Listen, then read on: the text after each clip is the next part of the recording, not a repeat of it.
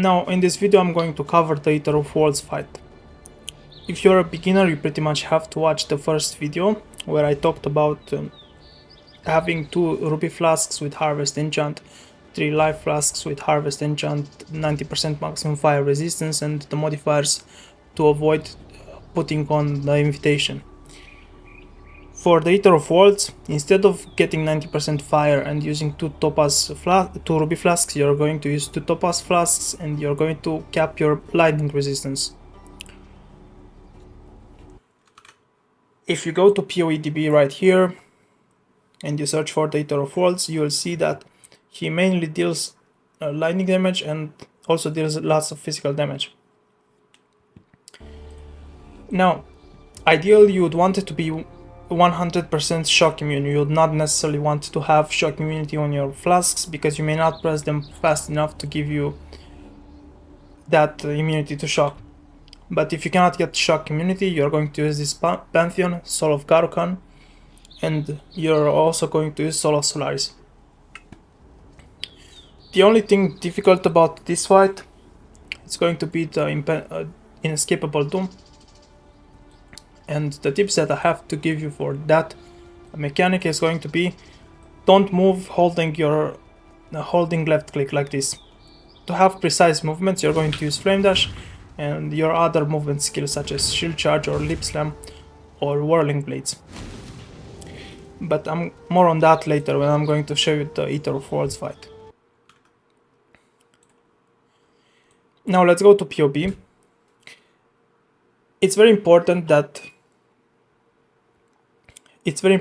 for this boss fight, if possible, get spell suppression capped, get immunity to shock, get some spell block, and if you want to do it deathless, you are better off by dropping your damage aura, such as malevolence or hatred or zealotry, for grace aura, because this boss deals so much physical damage that you either need to have lots of armor to mitigate a significant of physical damage or just have a bunch of evasion. If you don't understand defenses in this game, a quick explanation would be: when it comes to physical damage, armor is very good against multiple small hits, and evasion is really strong against very few very damaging big hits.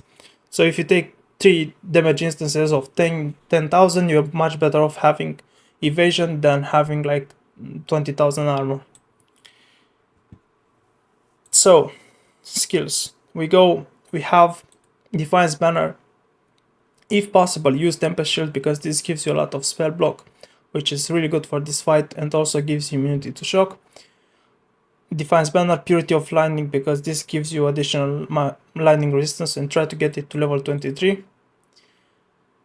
And Determination and Grace. When I'm going to show you the fight, I have literally 0 armor, 0 evasion. So it's not necessarily needed if you know the mechanics, but it's a very good defensive aura grace in this fight.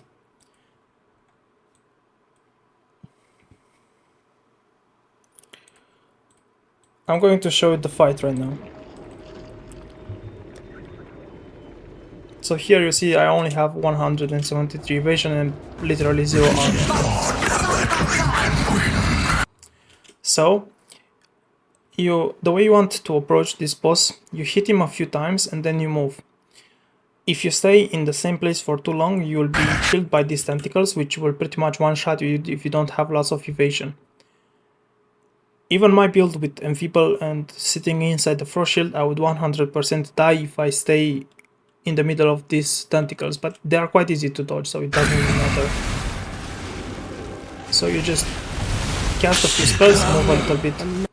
The way you dodge this beam, you just move around him like this, or you just simply flame dash when he's about to launch it. Something complicated. When he summons the tentacles, just move away and wait for them to retract.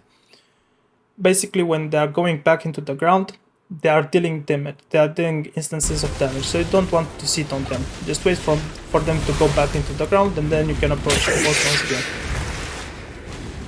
quite easy. So you just move around him like this. Try to not sit in the same place for too long. These balls, when you move away from them, they will chase you. When you move towards them, they will run away from you. Here's how you do this inescapable doom. This is the only difficult phase of this boss. Right here, there's an area of effect for this laser, and it's progressively getting larger. You want to stay outside of this this laser, and you want to move to these balls fast and with high and very precise. And the way you do that is by using flame dash and shield charge, and try not to hold left click.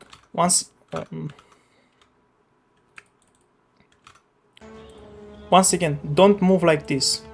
Move with either one click or by using shield charge or flame dash. Just don't hold click like this. Let's continue.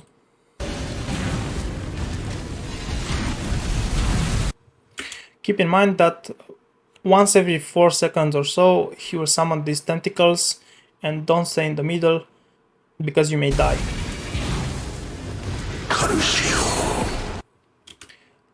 Pay attention how I'm trying to dodge this laser. I'm moving away from it. I don't want to take damage from this laser.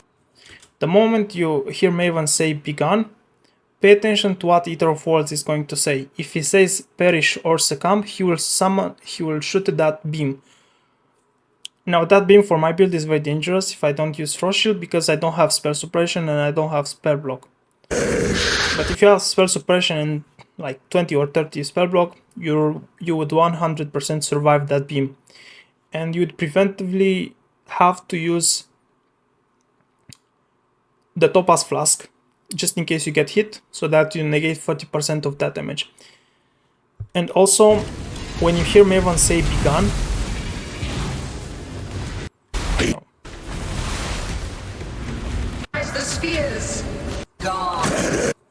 so when you hear Maven say "be gone," try to go to the extremities of the arena, because he may do the tentacle phase once again when he summons those 5 tentacles and they clap in the middle. And if you are to the extremity of the arena, you will not take damage from those tentacles when they summon and when they land at the ground.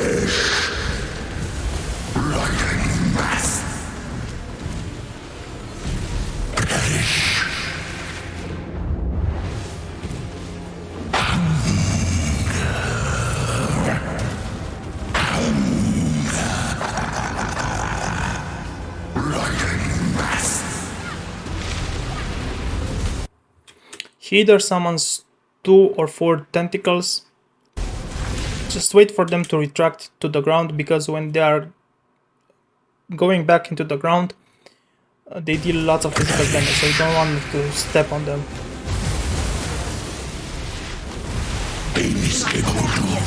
Energize the spheres.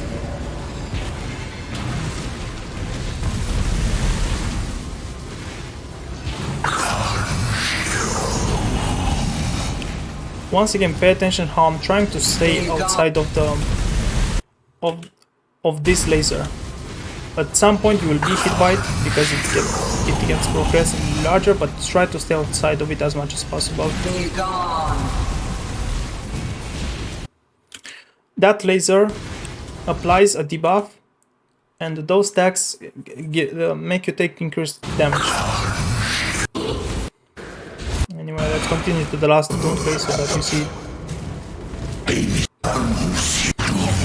Energize the spheres.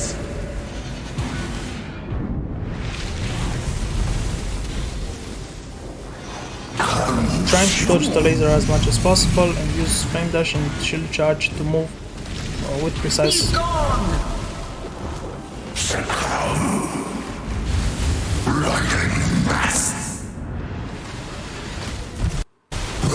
That's basically the fight. So as you can see, with pretty much no evasion, no armor, I still managed to do this boss deathless without having any close calls.